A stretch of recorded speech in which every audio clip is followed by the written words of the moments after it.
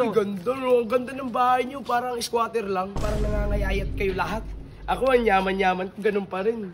Pobre kasi ako. Ayan, linisin mo. Masyadong ano eh. Oh, ayaw pala, may pera naman, maswerte naman yung bahay nyo, pasukin naman, puro kayo malas eh. Mga neighbors, mga pala mo nino, man. Anong tingin mo, ba dadala mo kami sa pera mo? Hindi mo kami madadala dyan. Hindi kami mapera, pero marami kaming kaibigan!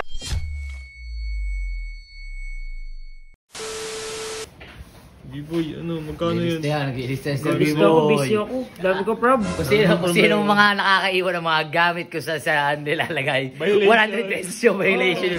Yan ang patakaran ni Tito Oti. Ang dami. Si Ares, si Troy, si Alamat, si Sir Chip. May kaso ka rin. Violation ako eh. Di ba? Oo, grabe naman si Tito Oti.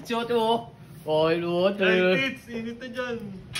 Hindi mainit. Aga-aga pa eh. Good morning, oh. Ano, boy, nakuha mo na yung mga ano? Oo, mga violation. Oo. Nag-aalis siya, nag-OD. Naka na nga tayo, naka 1,000 na. 1,000. Yan. Ay, 1,000 na. Parang marami tayo pang binibigas, di ba? Siyempre. Matik yan. Ginagamit yan sa pan para pambili Pondo. pagkain. Okay din. Kaya pagka ikaw yung makulit, makulit ka kung saan mo lalagay yung mga gamit mo, dapat meron kang 100 o 200 pesos sa bulsa mo. Makate. Ang mati, no? Dami na ito, ang dami kong ano. Ano to? Ano yun? Mga cigarette butts. Sino nagkaano Ay, nito? Chip. Si Chip nag-ano dyan eh. Salamat. Ala. Uy. Ano na? Ayun na naman. Neighbor, Anong good sa morning? Maganda sa umaga. ang linis ah. Gagi, tagawalis ka na pala dito. Oo naman sa'yo, ano gawin Uy, ganda no. Ganda ng bahay nyo. Parang squatter lang. Tapos ang baho. Puno ng basura. Bumaho kasi dumating yung basura. Diba? Bantot mo. Gagi. Tsaka lumayas ka dyan, baka mawalis ko lang yung Ang basura eh. sipag mo na pala ngayon. Matagal na. Kawawa nyo naman, parang nangangayayat kayo lahat. Ako ang yaman-yaman, ganun pa rin. Diba? Saan ba doon ka nakabili yung bayan dyan, bahay? Ayun. Nagre-renta lang yun. Renta lang yan. Hindi, tingin ko, ang tingin ko dyan siguro.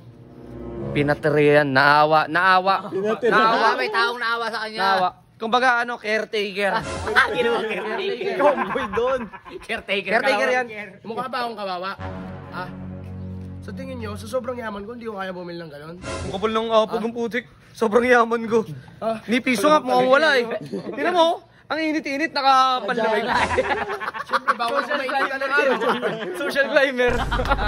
Social climber. Dahil para pag ano, nag-apply ng trabaho dito maayos, pagdating dito hindi na. Iba din. Yun ang outfit check. Gar! Teach, makabili mo, Teach. Hindi naman. Pobre kasi ako. Ayan, linisin mo. Masyadong ano eh. Ayaw pala, may pera naman. Maswerte naman yung bahay nyo. Pasukin naman. Puro kayo malas eh. Kayo mga pamilya, puro kayo mga malas dito. Napakayabang? Lalagyan ko ng swerte ha. Baka sakaling ano, ayun. Mo, ako gawalis. Ako magawalis yan. Mga neighbors, mga pala mo nino. Man. Tara, yabang eh, no? Tara, Hey, boy! Anong gagawin namin dyan sa pera mo kung wala ka namang kaibigan?